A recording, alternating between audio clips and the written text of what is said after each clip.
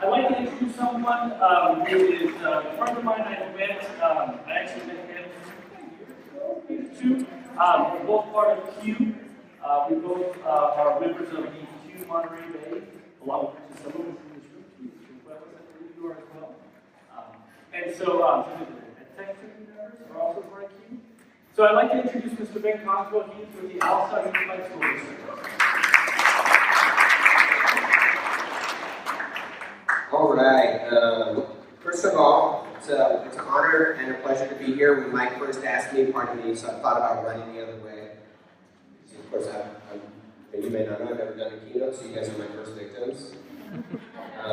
But we in Alsa, we did our first teacher-led technology conference just about a year and a half ago. And I found myself in a similar position, as Mike and Paul and some of the other organizers said, we'd love to have a keynote. And so I asked one of my mentors, Martin Cisneros, who some of you may or may not know. Anyways, thank you very much for allowing me to be here. I am Ben Cogswell, as he said. I am Coach Ben by day. I'm a dad by night. If you're on Twitter, you may or may not already be following me, so that's a good way to connect.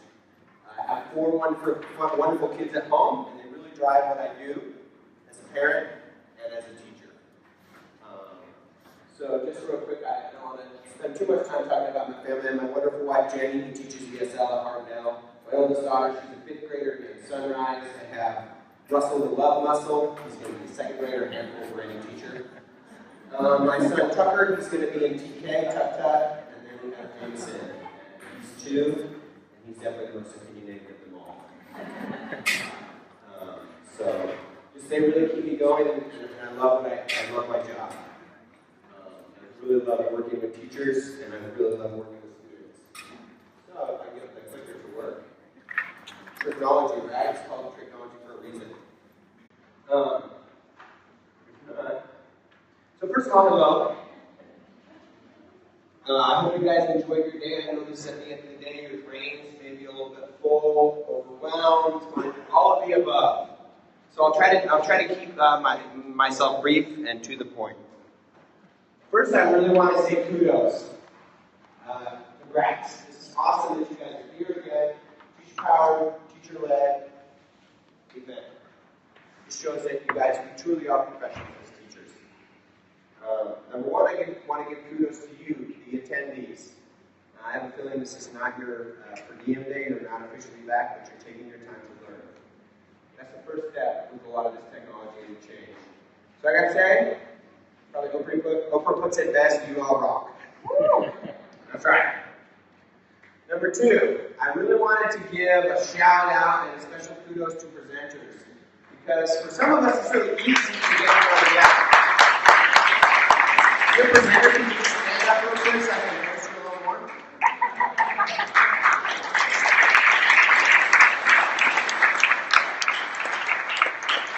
It's much harder standing in front of your colleagues than it is in front of a class of students for many of us.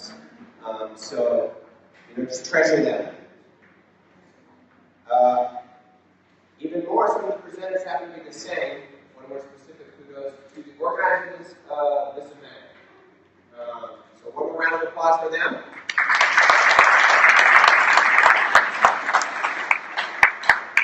I throw a little Wayne's World, and of course this is how I feel. You guys are awesome.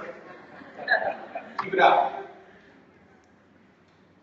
So I wanted to start this speech, this keynote, giving kudos, of course, to some of the people that impacted me, my teachers. Because I think we can each reach back, and at some point, we said to ourselves, whether older or younger, I want to be a teacher. I want to make a difference.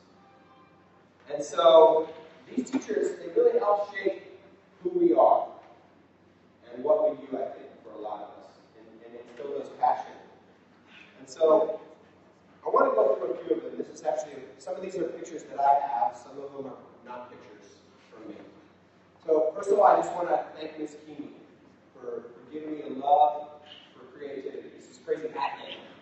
Made that with my mom. Image source Dana Cogswell. Ms. Sharkey, she was my first grade teacher.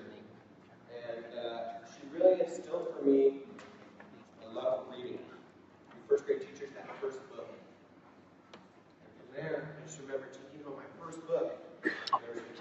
name picker. Right?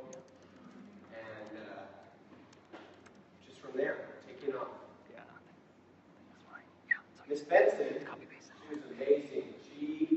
I remember reading the BFG, the Big Friendly Giant. She made a castle out of styrofoam in the classroom with a glue gun for all of us in the second graders to sit in there. Can you believe that? You can't do that stuff anymore. So really, she really encouraged me to be an inventor. That's why I got a picture of a castle. Couldn't find the styrofoam. Miss Sachs. Model whale out of clay. Animals. I'm going to go a little quicker, because you're going to hopefully get a point.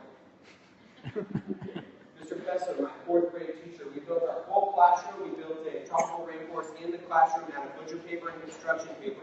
Filing all sorts of William Max hanging from the ceiling. Thinking about, what am I remembering? What are my teachers leaving with me? What am I remembering from them? There's a theme. We started switching in 5th grade with Schmidt, who I was terrified of before we started. She was one of those teachers that had that reputation, and Mr. Jonas. I can still sing the state song in all 50 states in alphabetical order. Why do these things, why do they stick with us? You know, if you ask me about what they taught, this is what I remember. 6th grade. These are some of my favorite teachers, and I was a 6th grade teacher for 6 years. This is a book that we actually made in class. We sewed the binding, we did the cover, we had a biography, and we sent it into a contest. Back then, it was $1 to enter the book into the contest. My book didn't do anything, but that's not the point. So unfortunately, I don't have quite as many high school teachers. I don't remember all their names, but I do remember a few. Mr. Mueller, 7th grade, did a presentation on Jonas Salk, the gentleman that discovered the polio vaccine. 8th grade, Mr. Harrison, man, he was a super tough teacher. He was very strict. I had a problem with blurting out answers in class. And so he said to me, one time I blurted out, just stay 5 minutes after class, raise your hand up. And then after that, I always raise my hand. Why do I have stickers? His tests were amazingly difficult. If you ever got 100% on them, he'd bring you a candy bar. Ask me if I remember what's on those tests. I got 298%. 298. One question. I don't know if Mr. Hurst liked me, but I learned a lot from him, and from maybe some of those difficult experiences I had with him. He was my journalism teacher. He definitely gave me a hard time, but maybe I deserved it. I was a little slacker back then. The last one I want to leave you with Mr. Brady. He was our high school counselor, and he's almost one of the reasons I want to be a teacher. He was our peer counselor, he was my cross-country coach. And again, these are my experiences that I went through. I remember these teachers, I remember the things they left me. But we all have these experiences. So, I want you just to take a second with the people at your table. I want you to think, who was a teacher that influenced you? Because I bet you there was more than one. There was probably 2 or 3 or 4 or 5. If you're really brave, I would encourage you to post it on social media who that teacher was and say thank you to them. If you just want to share it with your table, I'll give you a few minutes to say, think about somebody who you would like to thank.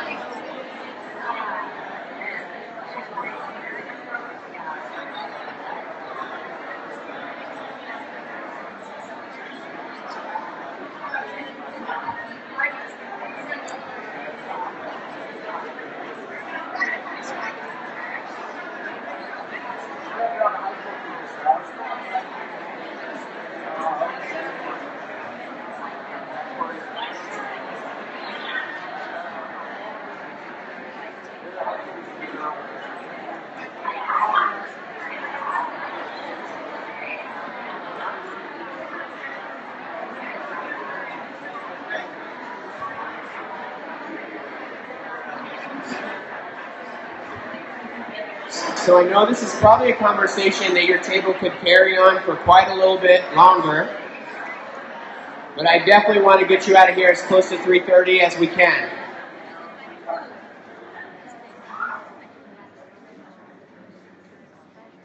So, just as I was eavesdropping, I think a lot of your experiences with the teachers you remember are similar to mine. How do they all connect?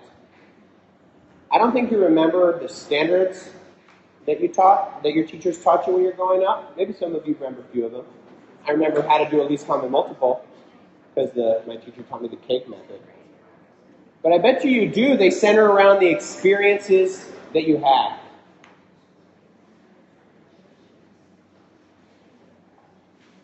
There's a few people that said this probably much more eloquently than I did, but it's just what I think. Students don't always remember what you teach, like I was saying, the standards, the facts, but they remember how you teach them and who you are, and that will stick with them always.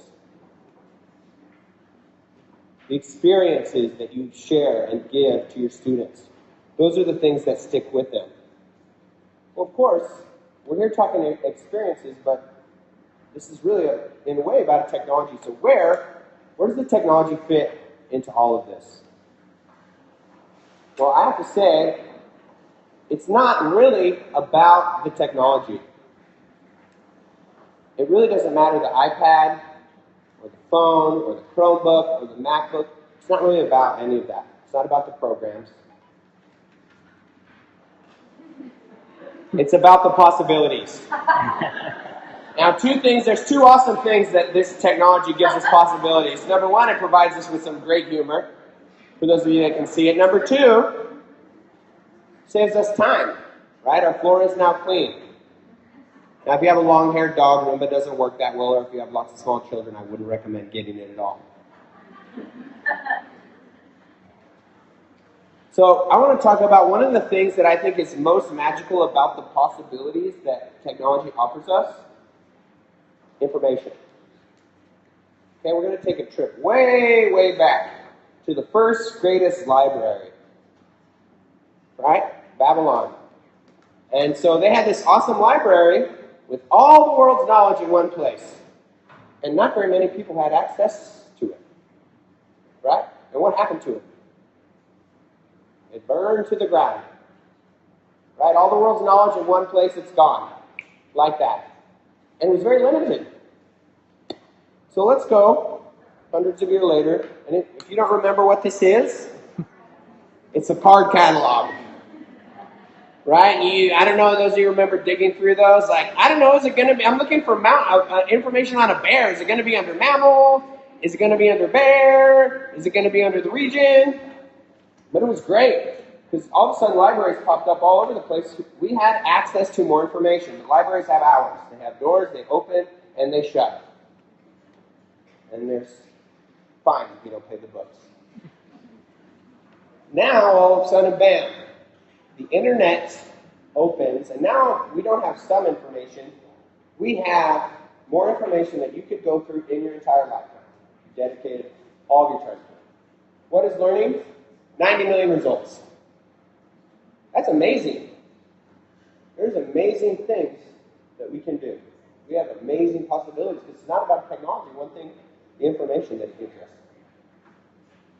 It also allows us to customize our learning.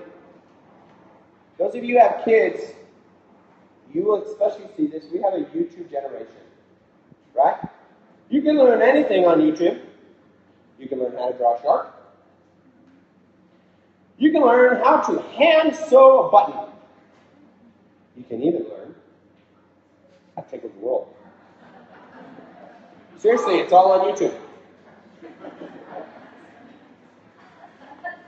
But I don't want to paint you a picture of all sunshine and rainbows and puppies and unicorns. Okay? The internet is also a dangerous place. Right? So is the street corner. Do we stop our kids from going outside? No. I mean, 16-year-olds driving, are you crazy? We give them a little bit of experience and we throw them out into the real world. Right? So think about how that applies, again, to our theme here, technology. Gotta love Spider-Man. Very wise. Because with great power comes great responsibility. And so whether ourselves as teachers or our students, we have to help them understand that they have these superpowers, these technology superpowers where literally the American dream has never been more alive. They can learn anything they want. It's there. There's a time when, again, I'll say it again, the American dream has never been more alive. The American dream that you can really be anything you want to be. Because the access to information. So we teach our kids, do they want to be Batman or do they want to be Joker? Of course, some of them say Joker, but they don't really mean it, I hope.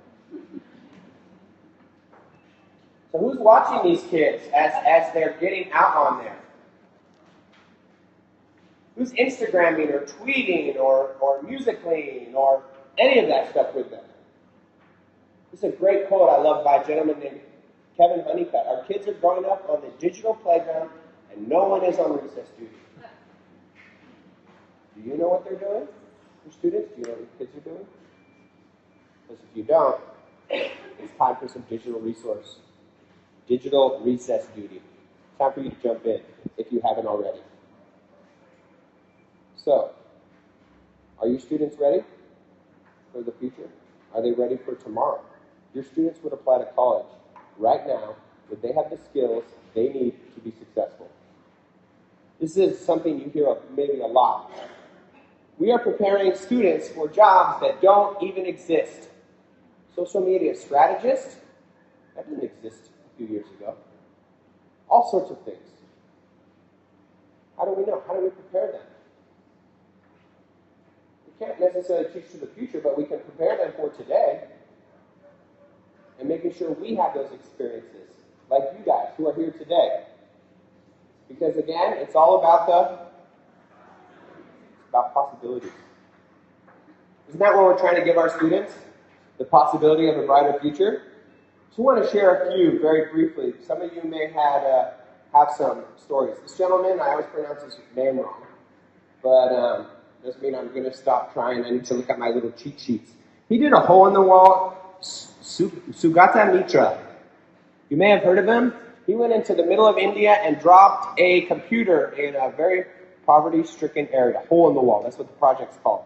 He was an experiment. What's going to happen if I give these kids a computer? He wasn't really giving them a computer. He was giving them information. Google it. Check it out. These kids learned all sorts of stuff. Nobody telling them. You learn this, you do this, you do this. An 8-year-old in Scotland used technology for a superpower. She wrote a blog, Never Seconds. She was tired of school lunches. She didn't feel like they were healthy. She wrote a blog. She rated it every day. It went worldwide. The Scottish government released a statement saying, kids, you guys may get as many fruits and vegetables as you would like at lunch. We will not put a limit on that. 8-year-old girl did this. Blogging. Using technology for a superpower of good. College student, Amos Dudley, 3D printed these braces for a low-cost price, $60.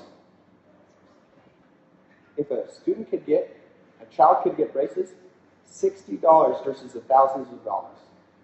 That's a high school 3D printing, college student. This guy, Thomas Suarez, he has a TED Talk.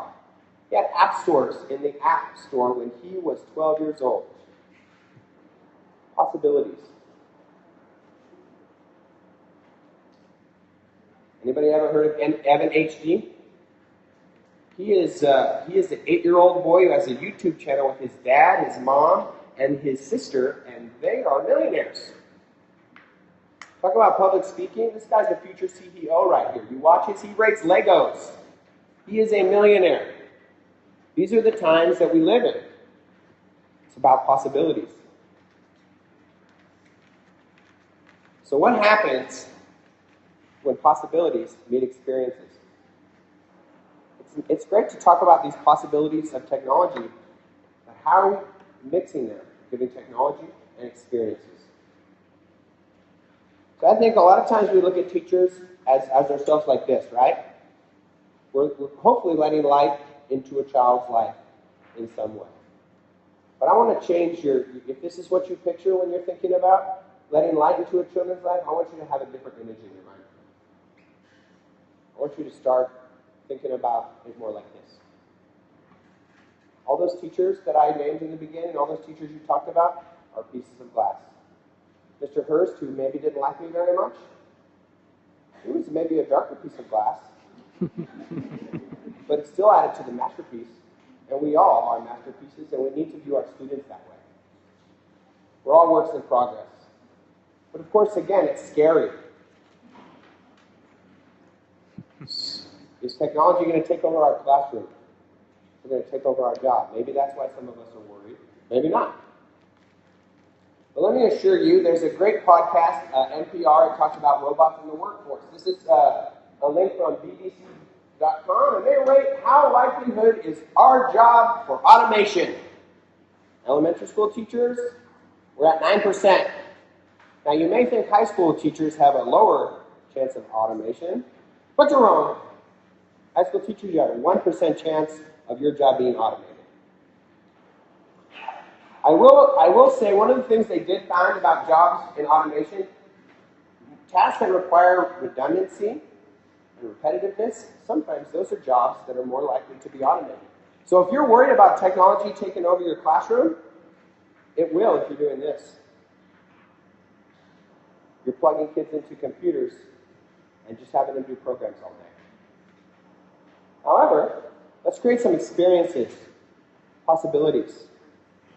Just one idea. Green screen, publish it.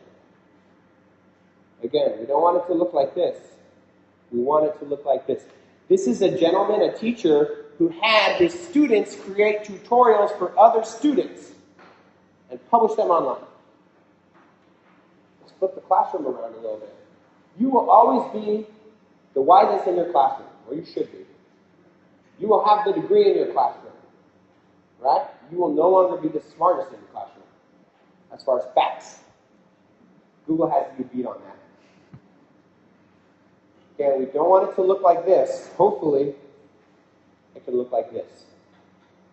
You know all those good, cool activities you did with arts and paper and crafts, all those things that you might do? Don't throw those out. Technology isn't going to replace those. It can only make them better. So again, create experiences with your students to unlock the possibilities. And that's what we can do. Technology gives us lots of experiences. But you might still be a little scared. Today, you may feel like this is the information that went into your brain. Technology is this. It is not a garden hose. It is a fire hose that is spraying and is updating all the time. So here's kind of the last point I want to leave you with. If you want to go fast, go alone. If you want to go far, go together. You are no longer alone. The smartest person in the room is the room. This is an example of that. All your colleagues putting their minds together for the power of awesome. Not good, awesome. Beyond that, I really want to challenge each of you. If you are not using some sort of social media for developing yourself as a teacher, I would suggest so. I know it's something extra. I can ask you this because I'm not your administrator. I'm a fellow colleague, right? This is a suggestion. You want to grow? Check out these, and I'm going to just tell you a few reasons why. Out of 500 million tweets, this is from 2014, that were posted every day, 4.2 million of them are related to education. 4.2.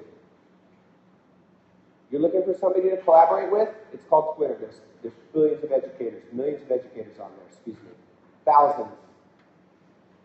It's a little scary. 1.3 million educational pins are posted every day. Pick your poison. 45% of educators are using Facebook for professional development. You want ideas? you don't need to recreate the wheel. It's already out there. If it's not your colleague next door, it could be your colleague in New Hampshire. In 2010, there were 34 Twitter chats for educators. Now, there are over 349 chats. If you want to learn anything as an educator, collaborate with anybody as an educator, it is there. You just have to do a little digging. Hopefully, once you connect with those people, it will make your life easier. And it doesn't have to be about teachers pay teachers. It can be about teachers giving teachers. So pick your poison. Any of them are fine. They're all filled with great information. You can learn, you can grow. So, we'll see. I think I'm going to kind of end this, but this will be here. If you want to take a picture, you can always share your resource. I might leave with that. But beyond the internet, remember to stay local. There's lots of great opportunities around here for you to connect with colleagues and grow. Here's a few things, places that you can go. Of course, Gonzales EdTech, represent. Monterey Bay Q and EdCamp Salinas. We are a community of educators, for educators, and by educators. So find your tribe. Maybe it's the person at your table. Again, maybe it's the person in Australia, or Canada, or Europe. They are a lot easier to find than you think. They're out there. And believe me, they have lots of great ideas that they are willing to share. So that's my last challenge to you. Get on that digital playground, because our students, they're learning and growing online. We need to join them. So it's about the possibilities. Being a teacher can be like painting blindfolded. You do the best to make your masterpiece, but you will never know what it's like until it's done. So think about it. We're each that piece of glass, giving our students experiences. And when we put them all together, we can create amazing experiences full of possibilities. And so with that, thank you very much for your time. Thank you for your, just thank you in general. And I'm always open to feedback. So if there's anything you did that I can do better for you, would love to your suggestions. And please feel free, if you ever have any questions, go ahead and contact me. I'm here to help you. Tech Support for Life. Again, congratulations. You guys should be proud of a successful event. Thank you very much.